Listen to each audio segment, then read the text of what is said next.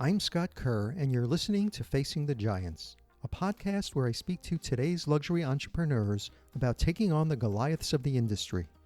Today, I'm speaking with Veronique Gabai, CEO and founder of her namesake fragrance brand, Veronique Gabai. Launched in 2019, Veronique Gabai's scents are inspired by her childhood memories on the French Riviera. Veronique has 25 plus years of experience in the worlds of luxury, fashion, beauty, and fragrance, which gives her tremendous success as a brand builder. With the knowledge she gained from working with huge brands such as L'Oreal, Vera Wang, and Giorgio Armani, she became an integral part of the development of their fragrance fields. Welcome, Veronique. Thank you, Scott. I'm so happy to be with you. I'm so thrilled that you could join me. So, you served over 15 years as president at several luxury brands like Estée Lauder and Vera Wang Group, and you left to launch your eponymous brand in the fall of 2019. Can you talk a little bit about your tenure at both those brands? The reality is that, I've been working all my life in the beauty industry and more particularly in the fragrance category.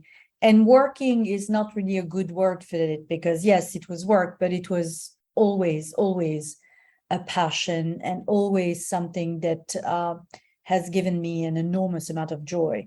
So I was lucky enough that my work was also, if you will, what I love to do. And yes, I was at the Estée Lauder companies, and before that I was at LVMH, and before that I was at L'Oreal. So all of my career was in big corporation in the category, and at the Estée Lauder companies, basically I ended up being the global president for the group that would handle all of the fragrance brand and a couple of indie brand within the corporation. So when I was at L'Oreal, I would imagine you probably know that fragrance because it has been very successful. I was in charge of the Giorgio Armani perfumes, and so I launched a perfume called Acqua di Giofamen. Wow, that's a legendary brand. Yeah, and it's funny because I was quite young when I developed it, and I did it again out of passion, out of respect for that beautiful brand, and trying to translate the value system of the brand into the fragrance category. So it was a fantastic journey. Then, when I moved on to LVMH, I was in charge of the Guerlain brand, which is this absolutely amazing historic brand. And the whole deal there was like, how do we bring into the fold a new consumer, a younger consumer? So I tried to bridge the tradition of Guerlain together with a more youthful approach to perfumery. And so we took inspiration on the very first perfume done by Guerlain, which is Eau Impériale. It was an eau de cologne done for Princess, actually I should say Empress Eugénie in the late 1800s. And we basically took inspiration from it and created this beautiful collection called Aqua Allegorias, which is a fabulous collection of fragrances in the Guerlain portfolio, which allowed Guerlain to really reach out to a younger consumer, to expand into other geographies like Asia, for example, and really was influential in the development of the brand, outside of the core historical portfolio.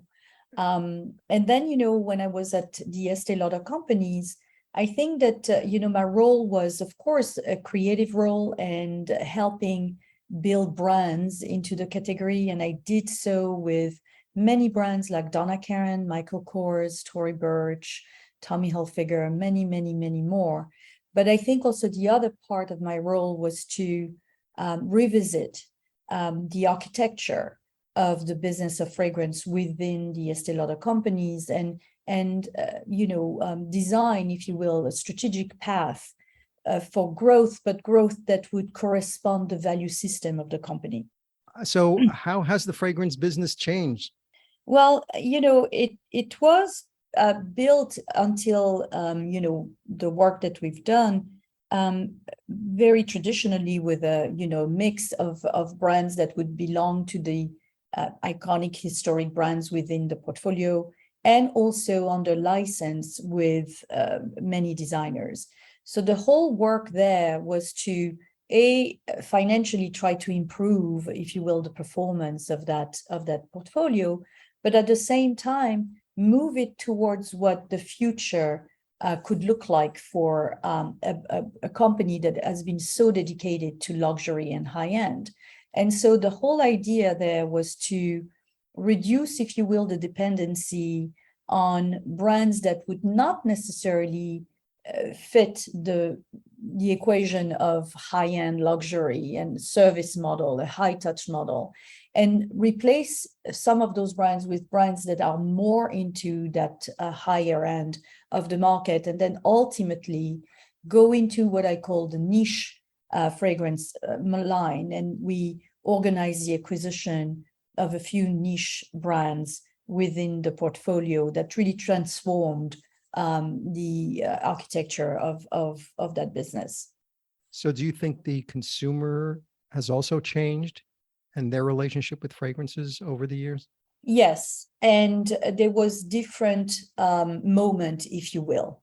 I think fragrance has always been part of consumers' life. You know, they love it. I don't know if you realize, but you know, in the US, probably it was a little bit less embedded in daily life as it was in Europe. In Europe, if you will, fragrance has been part of life. Perfume has been part of life since the 16th century. Okay. Right. In the US, not so much. And so I would say that the starting point of the relationship with perfume, at least in a broader sense of the term, started after World War II, when the GI would come back from Europe, bringing back in their luggage a couple of bottles of perfumes for their wives and girlfriends.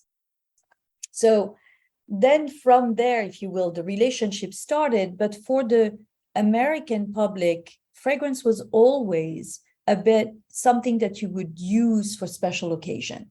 Okay. You have a date, you put a little perfume. You have an interview, you put a little perfume. It was never really what existed in Europe, where fragrance is part of your daily routine. Would you be a man, a woman, even a child in some part of Europe, you use perfume all the time. That was not the case here.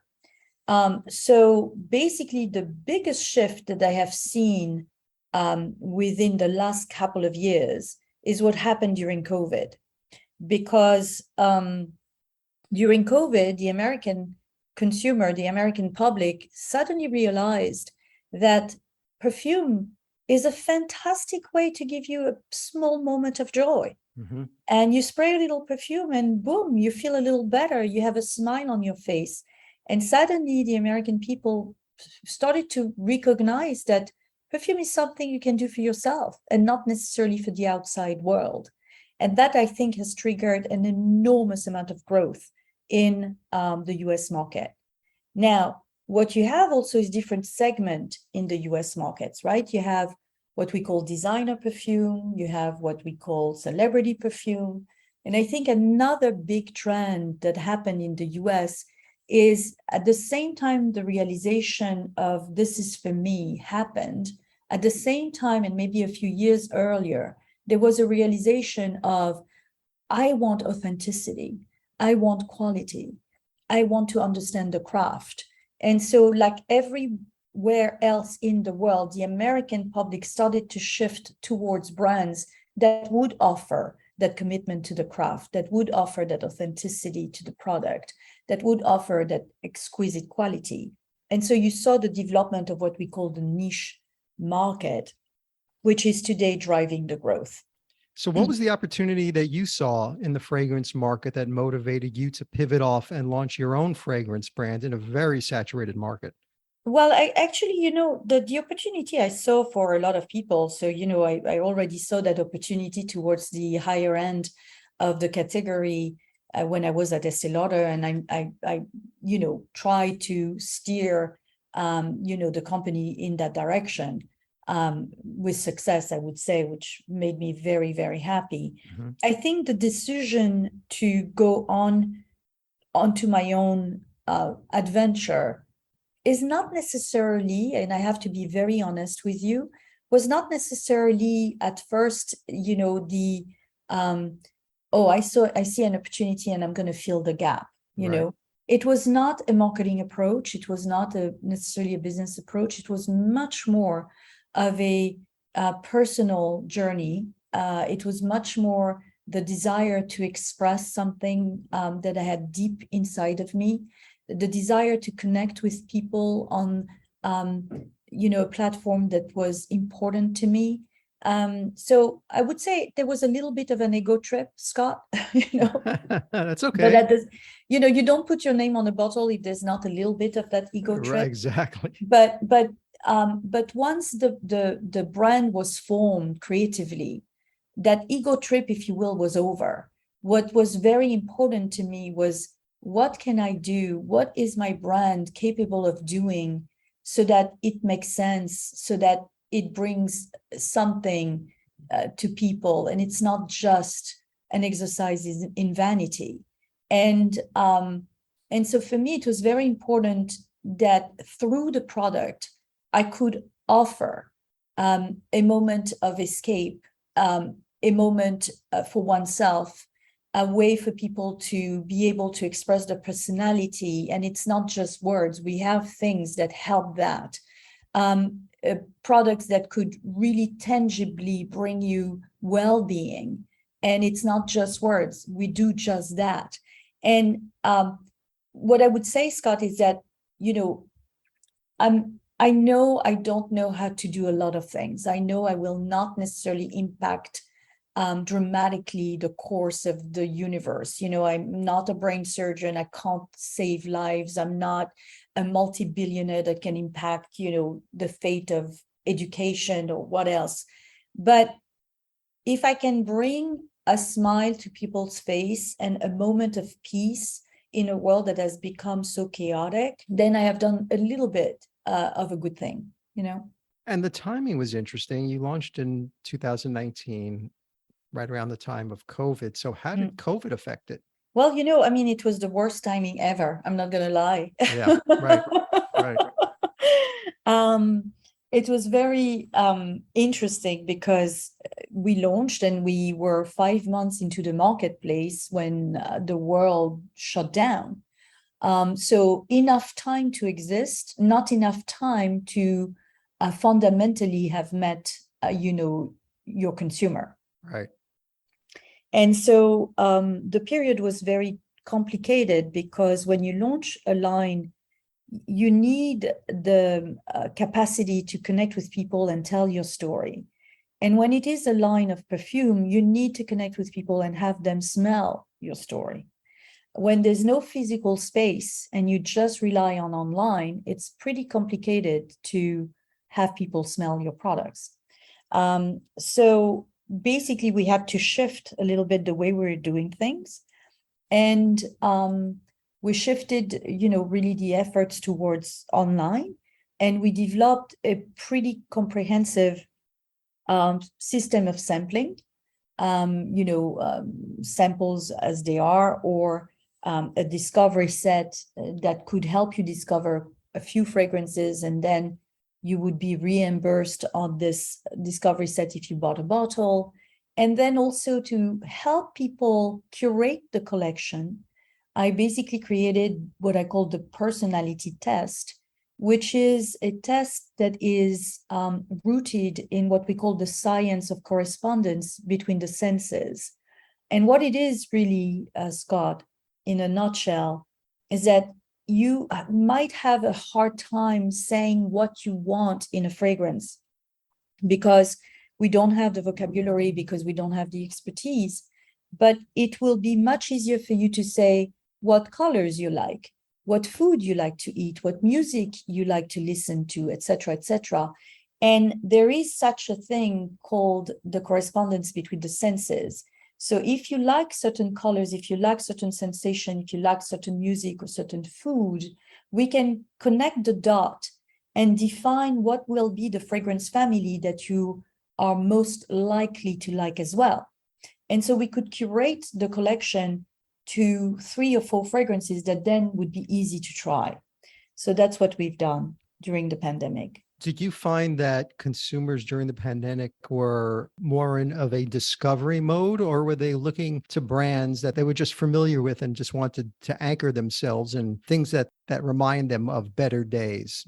What No, were you in finding? general, I think that what has happened, as I said, the category of perfume exploded because people realized that it was a pick me up, if you will, and they enjoyed it, and they enjoyed the effect that fragrance had on them, but they would turn to things they knew before. So you saw a real growth on the classic brands and the brand that were there prior to the pandemic. For new brands, it was a teeny bit more complicated because the discovery process was more difficult. What I would say, though, in our case, there was something pretty amazing that happened. And I think it's that the message of the brand, which is really to bring sunshine for the senses and the soul, so some element of hedonism, but at the same time rooted in humanism and generosity and respect. And that message of escape to the Mediterranean, of generosity, of allowing people to express themselves, was actually resonating well prior to the pandemic, but was really resonating amazingly well during the pandemic and post-pandemic. And we also have that great connection to nature. And I think that too has really transformed, if you will, the relationship we have with consumers, because this connection to nature has become, in my opinion, one of the fundamentals post-COVID. And the volume of new fragrance launches has certainly increased in recent years. And it seems, every other celebrity is bringing out their own perfume. So what is it about your brand that sets it apart from the rest of the market? It would be great if some other people could answer that. I think that, again, it's really the integrity that we put in the way that we do our perfume. I think that overall, the fact that the perfumes are anchored in nature. We use a lot of natural ingredients, and natural ingredients do very specific things for you. One, and it's basic and it sounds stupid, but it's true. If you use a lot of natural ingredients, you will smell nature in the bottle, and you will have that connection to nature. And natural ingredients create a kind of an aura around you that lets you breathe free. It is not heavy. It is not overwhelming. It is not thick. It lets you breathe in and out in a very pleasant, comfortable way. The other thing that natural do is that they leave and bloom on your skin. And so as you wear a perfume that has a lot of ingredients that come from nature, suddenly there's going to be a chemistry with your own skin, creating a very unique rendition that will never smell alike on someone else. And so this appropriation, if you will, of a scent that becomes truly your signature scent is something you can do with a fragrance that's filled with natural. You can't do it with a fragrance that contains a lot of synthetics. I have nothing against synthetic, except a few of them that I believe really block your breathing. But naturals really have that magic with your own skin. And then because I use a ton of natural no pun intended, I use a lot of natural ingredients in my perfumes. Because I do that, I from the get-go, we had a philosophy of making sure that all of those natural ingredients would be ethically sourced and sustainably sourced as much as possible, so that we would not deplete the resources of the planet, and that we would take care of the farmers that are harvesting those ingredients for us. And who are you trying to target? And has that changed since you launched a few years ago? I have a pretty loose approach to targeting, because we're talking about luxury brand here. We're talking about something that is very high end. My point of view on this at this stage of the game, we just launched with a very small brand, is that we're giving a message. We're giving a message. We're explaining what we're trying to achieve. We're explaining how we're doing what we're doing, and obviously, I'm gonna talk to people that are interested in fragrance. I'm not going to talk to people that are interested and are buying this kind of high-end fragrance. But more than that, it's pretty loose, there's my fragrances are all genderless. If you like it, it's yours. Mm-hmm. We talk to both Americans, European, Middle Eastern. The beauty of building a business today, you don't have to be necessarily everywhere from a distribution perspective, but through the messaging that you have on social media, you can talk to a lot of people and start a conversation in a lot of different places. And you said the scents are inspired by your childhood home of the Côte d'Azur and the lifestyle there. With that in mind, how did you approach the creation of the fragrance with your perfumers? Well, basically, all of those fragrances are truly inspired by the Mediterranean and more specifically the south of France. So they are all telling a story, a moment, a sensation that truly belong to that region. And so to create it, that sensation, that moment is also linked to, let's say, a core natural ingredient. And then around that core natural ingredient, we are wrapping it into something that becomes absolutely beautiful. For example, Noir de Mai is a play on word about the Rose de Mai. The Rose de Mai rose, if you will, is the rose that grows in Grasse only and blooms in May only, hence the name Rose de Mai. This rose is absolutely magnificent. It is so beautiful that when you smell it, you smell not only the rose, obviously, the flower, but you're going to have inflection of the earth. You're going to have inflection of greenery. You're going to have an inflection of dewiness, like the dew in the morning. Mm-hmm. You're going to have an inflection of wood. You're going to have an inflection of fruit. You have the entire gamut of nature encompassed in that rose. And so for me, I didn't want to I wanted to create that moment when we harvest the rose, because that rose is harvested at dawn, because the rose is too fragile to be harvested when the sun is too hot. So you have to wake up at 4 a.m. and between 5 a.m. and 9 a.m., you harvest the rose in the month of May. And then you have 1 hour to take it to the center of extraction. So that moment of, the rising sun, and the dew on the petals, and you have your feet on the ground and your hands are grabbing those petals. There's something extraordinarily sensual and sensorial about it. I wanted to capture that. And at the same time, because this rose is so exceptional, I didn't want to put any other flowers around it. So we treated it, in a very dark way. We added notes of patchouli and amber and moss to give it a little bit of a rock and roll attitude, if you will. That's the story about Noir de Mai. And when you smell it, you will feel it. Sexy Garrigue, the Garrigue is the forest that is off the coast of the Mediterranean.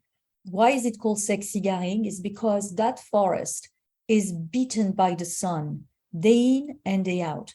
And the sun is so hot that basically it infuses the rock with that heat. And the only time that you can really walk in that garrigue is really after sundown, or at the late hours of the afternoon. Sun is stopping its beating on the earth. And suddenly, as the sun quiets down, that heat that came from the rock is coming back. And with it, the plants starting to exhale. So you have a lot of aromatic plants and plants that give you what we call cislabdanum, which is a resin that feels like amber. And suddenly you have like that heat coming out of the land. And it is so hot not in the sense of, temperature, hot in the sense of sensuality, that it is a moment that is calling for sin, So that's why Sexy Garrigue is called that way. And so every fragrance tells a story like that. There seems to be a big niche trend that has penetrated the fashion and beauty industries, one that sees millennial and Gen Z consumers seeking out products that can serve as vehicles of self-expression. So how is that benefiting your collection? The collection was always about self-expression. So the way that we've created our fragrances, again, because of the high content of natural ingredients, the fragrances will never smell the same way on you, on me, on your wife, on your friend. It really is a unique rendition because of the chemistry with skin. And then to accentuate, if you will, this idea of uniqueness, we created the concept of what we call booster fragrances. So each of my fragrance is a balance between luminosity in the aura around you and sensuality on skin. They all have that, even though the scents are very different. They all have both luminosity and sensuality. What we've done with the booster fragrances is that we have two fragrances, Eau du Jour and Eau de la Nuit, that can be worn alone or apply as a layer to any signature. And so Eau du Jour will reinforce the luminosity and Eau de la Nuit will reinforce the sensuality. And so you can, as a wearer of the fragrance, fine-tune a little bit the signature, either because you want to have your own or because you love the signature, but if you go out with friends or do some, fitness, you might want it to be a little fresher. And if you go out at night, you might want it a little darker. And so it allows you to fine tune according to the season, the moment, your own mood, and your own personality. So that was always part of the brand. Then with the personality test, we really encourage people to find the right perfume for them, not a perfume that is talked about on social media or on various platforms, but just really the one that is good for them. So packaging and marketing are a big part of creating a new fragrance. How are you approaching these two areas? So pretty much a lot of focus on design. I would say that, when you call yourself a luxury brand, the most important thing is that your product itself is absolutely, absolutely second to none, the best product that is existing out there. So the quality of our juice, honestly, it's spectacular. Then with the bottle, I wanted to offer people a beautiful object that they could keep and cherish a long time. So the design of the bottle is done in such a way that when you hold it in your hand, it's never sharp. The bottle is a mix of round and square. So we have both the female and the male element in it. You have different type of textures, smooth and rough. So it plays with your sense of touch. And then the bottle is also refillable because a beautiful object, a luxury object, should not be thrown in the garbage when it's over. And so with the refill aspect of the brand, you can then buy a refill and fill again your bottle over and over again. And the refill bottles are in turns recyclable. So we're trying to have also some elements in the brand, both from a social responsibility point of view or from a sustainability point of view, that try to go into the right direction. And given how perfume seems to be profoundly linked to culture, social media had a great impact on the fragrance industry today. How are you using social media to engage with your audiences? I'm not sure I'm doing the best job I could do because, Scott, I'm not a native, so social media was never part of my upbringing. So you have to learn to use it. And as a person, I'm usually very private.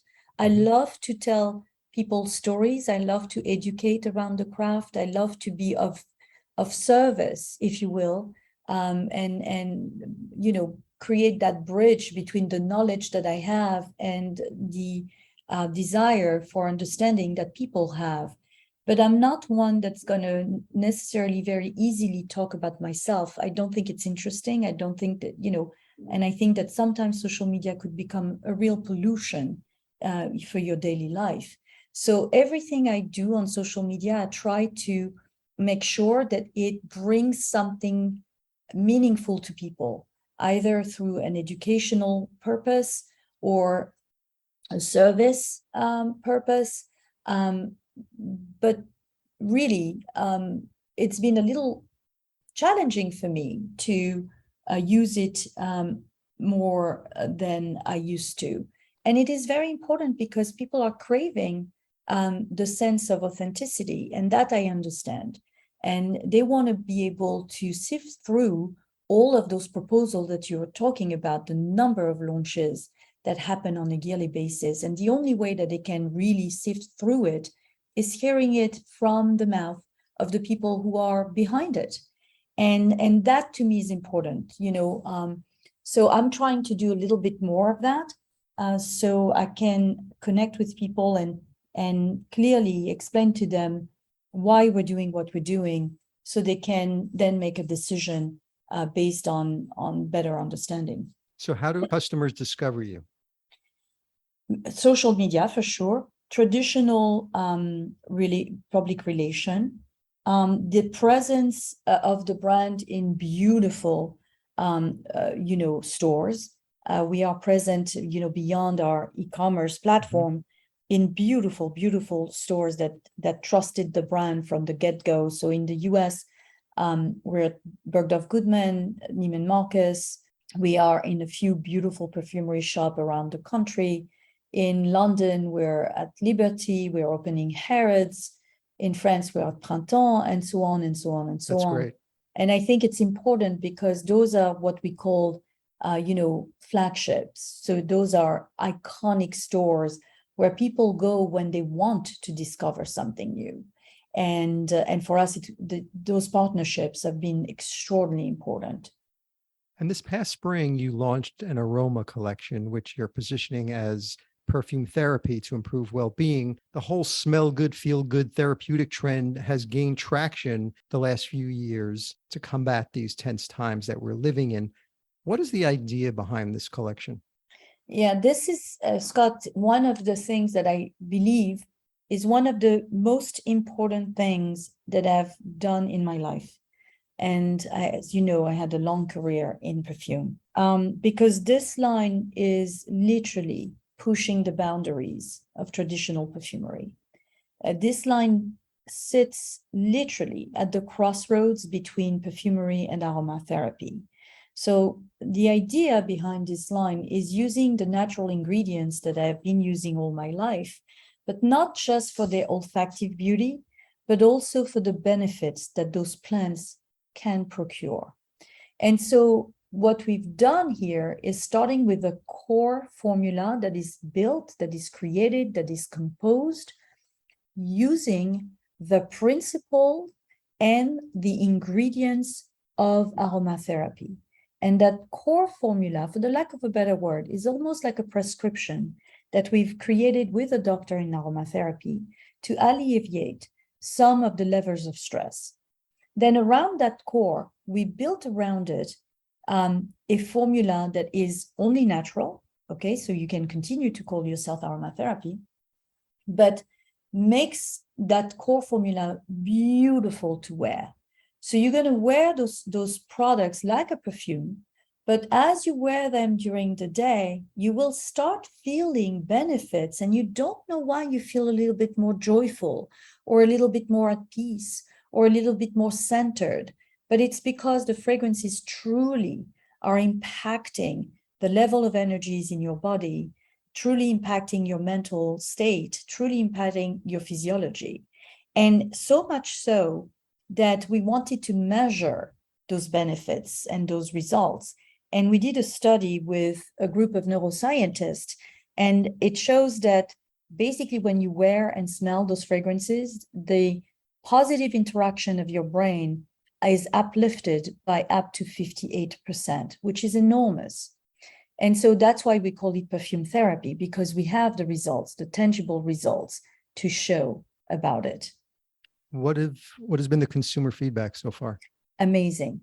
And this is a teeny bit more complicated than just smelling 5 fragrances in a store. You have to ask the consumer, the person in front of you, to take a moment to really smell deeply those fragrances. And you can smell them deeply. I would not say that any fragrance you can do that. But with Aroma, you can, because it's completely natural. To really experience what the fragrance does when you smell it.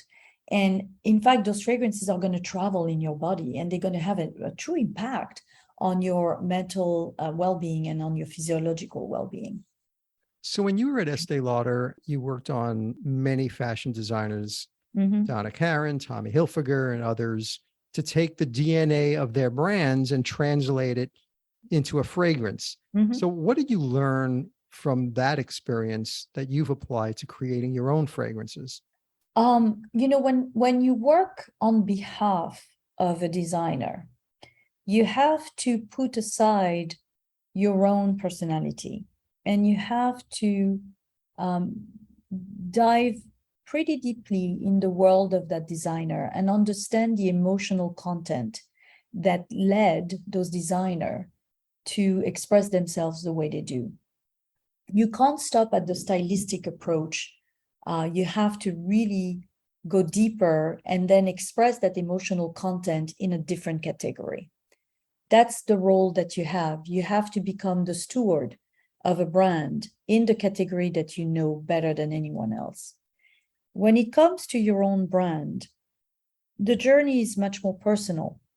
And so you have to probably be very honest about what you want to say, how you want to create those products, because the how is also telling your value system. And you have to never forget that you're not doing it as an exercise in vanity, but you have to bring something to the world that the world wants or needs.